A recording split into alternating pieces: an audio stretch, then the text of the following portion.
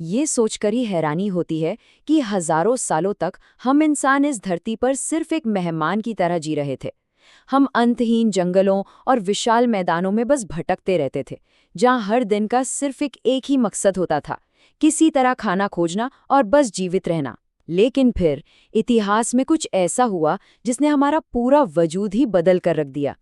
एक बहुत ही साधारण सी चीज, एक छोटे से बीज ने हमारे पूरे इतिहास की दिशा हमेशा के लिए पलट दी। आज के इस विश्लेषक एपिसोड में हम इसी कहानी की गहराई में उतरेंगे और समझेंगे कि कैसे इंसानियत ने अपनी सबसे बड़ी छलांग लगाई। तो सवाल ये उठता है कि क्या सच में एक साधारण से बीज ने इस पूरी आधुनिक दुनिया को खड़ा कर दिया? आज जिन बड़े बड़े शहरों, इंटरनेट और इतनी आरामदायक जिंदगी के बीच हम हैं, इन सब की नींव एक बुनियादी कृषि खोज में कैसे हो सकती है? बिना किसी देरी के आइए हम सीधे इस रहस्य को सुलझाते हैं कि कैसे एक छोटे से बीज ने इतनी जटिल और विशाल सभ्यता को जन्म दिया। सबसे पहले बात करते हैं उन लाखों सालों की जब इंसानियत की पहचान सिर्फ शिकारियों की थी। इस महाबदलाव को समझने के लिए हमें इंसानियत के बिल्कुल शुरुआती दौर में जाना होगा। अगर हम मानव इतिहास को देखें तो इसका लगभग 96% हिस्सा हमने खानाबदोश बनकर बिताया है। जी हाँ, पूरे 96%। हम 20 से 30 लोगों के छोटे छोटे कबीलों में घूमते थे और सिर्फ आज के खाने के बारे में सोचते थे। कल क्या होगा इसकी किसी को परवाह नहीं थी। उस समय भविष्य की योजना बनाने या निजी संपत्ति नाम की कोई अवधारणा ही नहीं थी। जो भी खाना इकट्ठा होता वो सब में बिल्कुल बराबर बट जाता था। सब कुछ साझा था और जीवन प्रकृति के साथ एक गहरे संतुलन में चल रहा था। लेकिन फिर एक दौर आया हिमयुग का, और उसके साथ ही आया एक भयानक संकट। प्रकृति के साथ बना हुआ हमारा वो नाजुक सा संतुलन अचानक टूट गया। एक ऐसा खौफनाक संकट आया जिसने इंसानियत को अस्तित्व की लड़ाई में धकेल दिया। इस भयानक घटना को वैज्ञानिक यंगर ड्रायस कहते हैं। हुआ यूं कि पिघलते हुए ग्लेशियरों का बहुत सारा मीठा पानी अचानक महासागरों में मिल गया। इससे समुद्र के पानी को गर्म रखने वाली धाराएं एकदम रुक गईं। नतीजा ये हुआ कि पूरी दुनिया एक छोटे हिमयुग यानी आइस एज की चपेट में आ गई। तापमान में भारी गिरावट आई और मैमथ जैसे विशाल जानवर जिनका हम शिकार करते थे, वे तेजी से विलुप्त होने लगे। सीरिया के अबू हुरैरा जैसे पुरातात्विक स्थानों से मिले सबूत बताते हैं कि उस समय इंसानियत ने भोजन के भयानक संकट का सामना किया। पुराने जंगल बहुत तेजी से सिकुड़ रहे थे और खाने के पुराने स्रोत लगभग खत्म हो चुके थे। अब सिर्फ शिकार पर निर्भर रहना बिल्कुल नामुमकिन सा हो गया था। ये जीवित रहने का एक बेहद हताश और खौफनाक संघर्ष था। और इसी गहरी निराशा और मजबूरी के बीच से उभर कर आई कृषि की वो जादुई चिंगारी। यह अनुमान लगाना ही बहुत रोमांचक है कि इंसानियत का ये सबसे बड़ा यूरेका पल आखिर कैसे आया होगा। शायद खाना इकट्ठा करते वक्त कुछ जंगली बीज गलती से जमीन पर गिर गए होंगे। फिर कुछ हफ्तों बाद जब बारिश हुई तो उन्हीं गिरे हुए बीजों से नए पौधे उगाए। इस बात पर गौर करना सच में कितना अद्भुत लगता है कि हम सिर्फ किस्मत के भरोसे जिंदा नहीं हैं, बल्कि खुद बीज बोकर अपना खाना पैदा कर सकते हैं। ये एहसास वाकई किसी जादू से कम नहीं रहा होगा, क्योंकि एक तरह से इंसानियत ने प्रकृति को नियंत्रित करना सीख लिया था। अब ये समझना दिलचस्प होगा कि भारत और पूरी दुनिया में इस खेती की शुरुआत आखिर हुई कैसे। ज्ञान की ये पहली चिंगारी जल्द ही जंगल की आग की तरह एक वैश्विक क्रांति में बदल गई। लगभग 10,000 ईसा पूर्व मध्य पूर्व के फर्टाइल क्रीसेंट वाले इलाके में गेहूं और जौ की खेती शुरू हुई। इसके बाद चीन में लगभग 9,000 साल पहले चावल उगाया जाने लगा। और अगर हम भारतीय उपमहाद्वीप की बात करें तो 7,000 ईसा पूर्व के आसपास मेहरगढ़ में खेती के बहुत ही शानदार और मजबूत सबूत मिलते हैं। मेहरगढ़ से मिले ये सबूत वाकई बहुत रोमांचित करने वाले हैं। ये स्थान तो सिंधु घाटी सभ्यता से भी हजारों साल पुराना है। वहां खुदाई में मिट्टी की ईंटों के घर मिले हैं, गेहूं और जौ की खेती के निशान हैं और भेड़ बकरी पालने के भी प्रमाण हैं। यहाँ तक कि दुनिया में कपास यानी कॉटन की खेती के सबसे शुरुआती सबूत भी यहीं से आते हैं।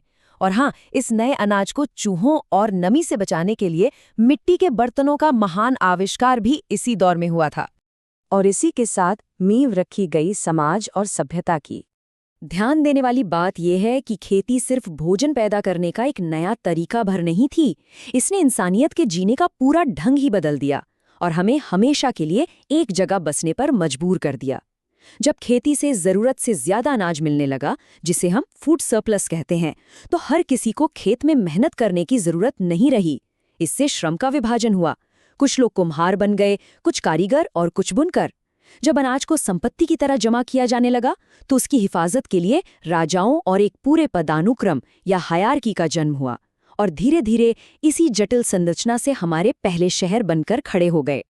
अगर हम इन दोनों युगों को आमने सामने रखकर देखें तो फर्क बिल्कुल साफ और थोड़ा हैरान करने वाला है। शिकारी युग में सब कुछ साझा होता था, पूरी समानता थी। लेकिन किसान युग आते आते मेरी जमीन, मेरी फसल और मेरे जानवर वाली सोच पैदा हो गई।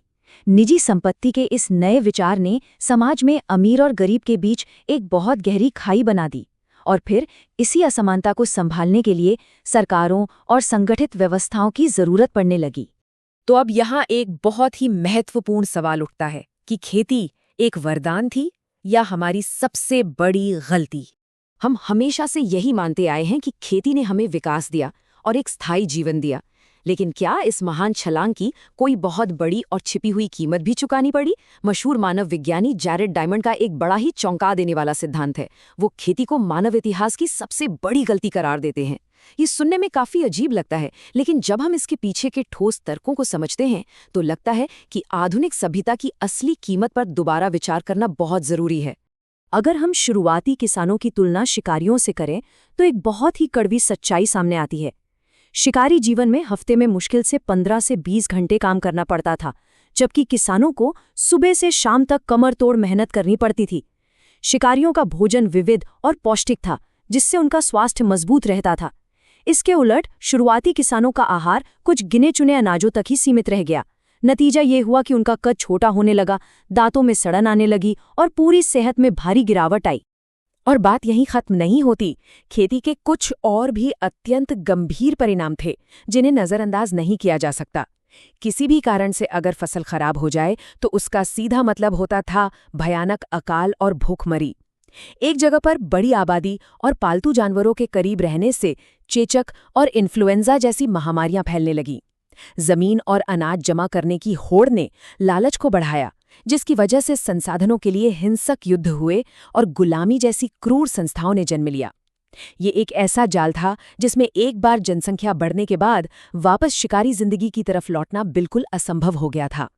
तो कुल मिलाकर ये कहा जा सकता है कि ये इंसानियत के इतिहास का सबसे बड़ा समझौता था, द ग्रैंड ट्रेड ऑफ। एक बड़ी आबादी को जिंदा रखने और सामूहिक अस्तित्व को बचाने के लिए इंसानियत ने अपने व्यक्तिगत स्वास्थ्य, आराम और समानता की बलि दे दी। लेकिन ये भी एक सच है कि इसी महासमझौते ने हमें एक जगह टिकने का मौका दिया। इसी से हमारे पास वो खाली समय बचा जिसमें हमने सोचना शुरू किया, विज्ञान के आविष्कार किए, कलाएं बनाईं और आज के वो स्मार्टफोन बन पाए जिन पर हम पूरी तरह निर्भर हैं। इंसानियत के इस पूरे और लंबे सफर को गहराई से समझने के बाद एक बहुत ही बेहतरीन सवाल दिमाग में आता है। खेती ने हमारी आधुनिक दुनिया की नींव रखी और हमारी पूरी नियति तय कर दी, ये तो तय है। लेकिन सोचने वाली बात यह है कि कृषि के बाद इंसानियत का अगला सबसे बड़ा आविष्कार आखिर क्या रहा होगा? ये एक ऐसा सवाल है जिस पर गहराई से विचार किया जाना चाहिए। इस विश्लेषक एपिसोड के जरिए इस रोमांचक इतिहास को समझना वाकई एक अद्भुत अनुभव रहा। हम आगे भी ज्ञान और इतिहास की ऐसी ही अहम कड़ियों को जोड़ते रहेंगे।